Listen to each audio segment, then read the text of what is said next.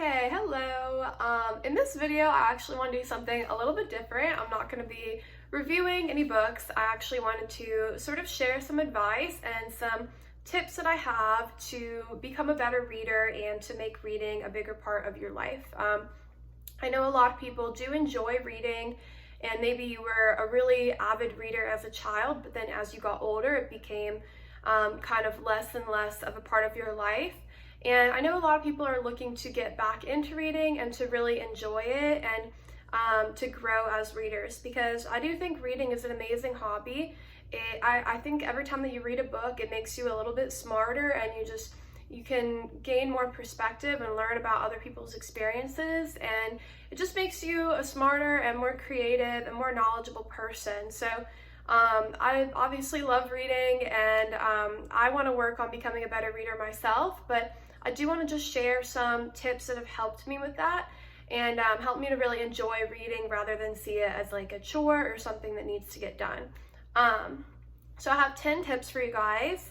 Hopefully these are helpful. If not, hopefully they're at least interesting to get some more perspective on how other people like to read. But with that said, I will start. So number 1 is to choose books with short chapters and bigger fonts. You know, we're very visual people, and especially in this modern era, we do have shorter attention spans. So I think that you can sort of appeal to that side of your brain that wants things to be fast and efficient and enjoyable by choosing books with shorter chapters and larger font on the page. So this tip is especially for people who are maybe newer to reading and not as experienced with reading longer books. You know, don't overwhelm yourself with something terrifying. It seems like if you're getting into running, you shouldn't be running a marathon, you know, on your first practice. You should be, you know, running a half mile or jogging or walking, you know. So that's how I view it. Look for a book, maybe even like a graphic novel or something, that doesn't intimidate you, that looks appealing, and that you can move through quickly. Short chapters make a world of difference for me. If a book has really short chapters, I can finish it in like 3 days, versus when books have really long chapters that go on and on and on. You don't have that satisfaction of like, oh look, I finished a chapter. You know, you're just reading and you're reading and you're reading. So that can be a little bit more of a challenge. So look for books with larger font. I know it sounds stupid, but honestly, it is gonna make reading a lot more satisfying and enjoyable, and with shorter chapters. That will help kind of just ease you into reading if you're getting back into it, or if you are newer to reading long books. Okay, number 2, a little bit similar, but choose books that appeal to you. This is a huge one. Like, if you are choosing books that you don't actually enjoy or that don't fit your interests at all, you're never going to enjoy reading. Think about like what shows and what movies you enjoy, and look for things like that. So if you find that every time you turn on Netflix, you want to watch Scrubs and The Office and Parks and Recreation, then you should be looking maybe for comedies or for more lighthearted books, or more, enjoyable books. And if you find that you're always looking for disturbing true crime documentaries, maybe you should be reading mysteries or thrillers and crime novels. So, reading doesn't have to be this like whole other scary world. It can fit into your interests already. And if you look for books that already match up with what you enjoy, then you're going to have a much easier time enjoying the books and really getting something out of them. So look for things that appeal to you. You don't have to like challenge yourself with things that are way out of your comfort zone or intimidating or scary. Like, I don't really particularly enjoy history, so you're not going to find me reading like history textbooks or historic novels or anything like that. It's just not really my thing. So read things that appeal to you and that you enjoy, because why would you want to have a hobby that you don't enjoy, Okay, so number 3, this is more of a practical tip. Charge your phone when you're reading and don't keep it next to you.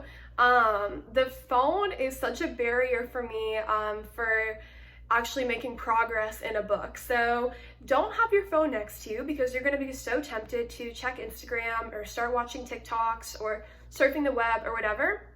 Charge your phone. It's a good time to charge it. We all probably need to charge our phones during the day. Plug it in and then go to another room to read. Just don't even have your phone near you unless you're like listening to classical music or something like that. because sometimes that helps people read. But unless you really need it for some reason, charge your phone and go to another room. Then you kind of eliminate that distraction. Okay, number 4 is to make it a part of your bedtime routine. This kind of goes along with the phone thing, but looking at your phone before bed is really not good for your sleep cycle or for your health and your habits in general. I don't recommend it. It's something that has kept me awake really late into the night many times. So try to put away your phone, maybe charge it, and read before you go to bed every night. This is a really good habit to get into because you're getting time away from the blue light of your phone, you're getting less screen time, and you're kind of unwinding your brain before bed, and it can get to be like a really nice, relaxing hobby to have before bed, and just sort of like a peaceful ritual. And then you'll also notice that you're making progress in your book. So that's another good one. Number 5 is to make an account on Goodreads. This is kind of making the whole reading experience a little bit more social and connected to social media. So I definitely recommend this one if you are big into like Facebook, Instagram, stuff like that.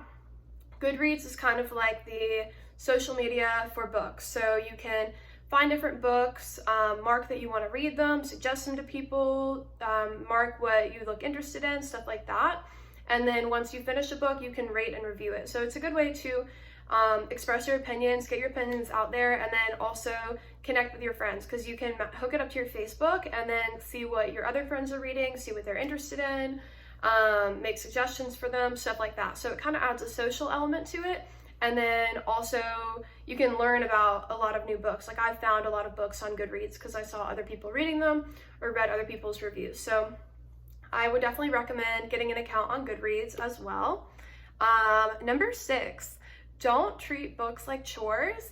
Don't make lists or set strict numbers or goals of books to read. Treat them like entertainment and experiences. I'm just reading directly what I wrote, so sorry if that sounds a little bit robotic, but I think this is a really important one. I have seen people treating reading as like a challenge that has to be conquered. Like, I'm going to read 20 books in 1 year. I'm going to read 30 books in 6 months, whatever. That's fine. If that motivates you, then it's great. But in my opinion, this can make reading a little bit scary and more of like a chore to get out of the way and to check off than something to really enjoy and experience. So books are not one size fits all. Like reading, 5 books in 1 month is going to be really dependent on what books you're reading. Some books might take you 3 weeks and some books might take you 3 days. So I don't really like to approach reading like that. Like you just want to hit a certain number of books, because it can be a little bit daunting and it kind of takes out the fun of reading, in my opinion. So I don't really recommend setting strict goals like that. Maybe like some vague goals would be good, like reading, 1 book a month or 1 book every 2 months or something like that, if that's more attainable for you. But I don't recommend setting like really strict, ambitious goals for how many books to read, because it can just be kind of intimidating and make it feel like homework. Number 8, ask a bookstore clerk for recommendations. They'll be happy to help find something for you. So I personally love going to bookstores. I enjoy talking to people who work at bookstores. Usually they're really passionate about reading and they will be excited to share with you what they've read and what they would recommend. So you can go to Barnes & Noble or you can go to independent bookstores. They might have some different options for you there. But yeah, don't be afraid to engage with people who work there. Maybe ask them for recommendations. Let them know what you're interested in, what you've liked in the past, and I'm sure they'll be happy to help you find something. I think finding things that really fit your preferences and are like specific to you is really, really helpful with reading. You don't necessarily just want to read everything off of Oprah's list or the New York Times bestseller list, because that might not fit what you're looking for. So asking a specific person for their recommendations can be really helpful. Number 9 is to annotate. Not to sound like a high school English teacher, but annotation is actually huge with reading and it makes a really, really big difference. I highly recommend having a pen or a pencil with you anytime that you read a book. And underline anything that you like or that you feel is important. This is how I read, and it really, really helps me to stay engaged with what I'm reading, and then I can look back on what I read and see the parts that I underlined and be like, oh wow, I remember why that stood out to me. It keeps you from doing that kind of like just mindlessly going through the page without actually understanding what you're reading thing. If you're engaged and you're underlining things that stand out to you and you're looking for things to underline, you're going to be way more engaged in the story and paying attention to every single element of the book. Same with, you can write down little notes that you like, even just silly opinions about the book, like, oh my gosh, this character is the worst, or that's crazy, stuff like that. It's going to keep you engaged. It's the same as like, if you're watching a Netflix show by yourself, you might be like looking at your phone half the time, getting up to go eat something. You're not really paying attention to the plot. If you're watching it with your friend and like the lights are off, you guys have your blankets and everything, and you're commenting on everything, like, oh my God, I can't believe you said that. Oh crap, what's gonna happen next? You're gonna be way more engaged in what's going on and you're gonna get more out of it. So I do recommend annotating for that reason. Don't think of it as extra work. Think of it as a way to be engaged and really connect with what you're reading.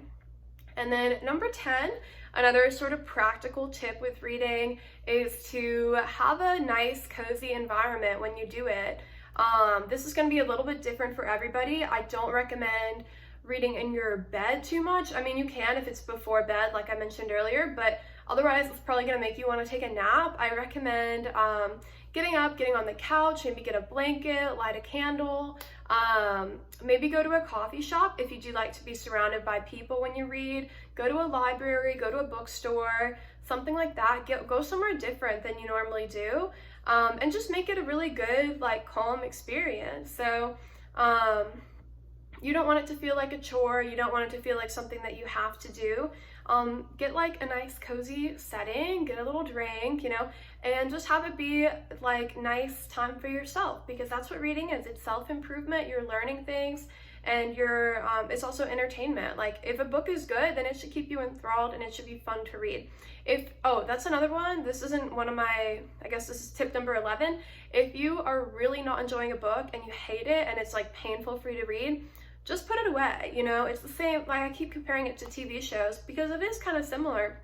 If you watch the first episode of a show and you don't care about the characters at all and you didn't like the way the story was told and you're not enjoying it, you don't need to watch the entire show just so that you can have an opinion on it. So same thing with books. If you don't like it, put it away and then pick out something that suits your interest more. Don't be turned off from reading altogether, You can still be a great reader and you can still get a lot out of books, just maybe not that one. Try another book. They're all very different. So I hope that was helpful for you guys. I'm still using all these tips. I'm still learning. I'm definitely not like a perfect reader or anything. I have a pretty short attention span, so I'm always looking for things that will really keep me engaged and that I can really enjoy. So hopefully this was helpful to you guys. If anyone has any other tips for how they've gotten more into reading, feel free to comment them below so we can all learn from them. But thanks for watching.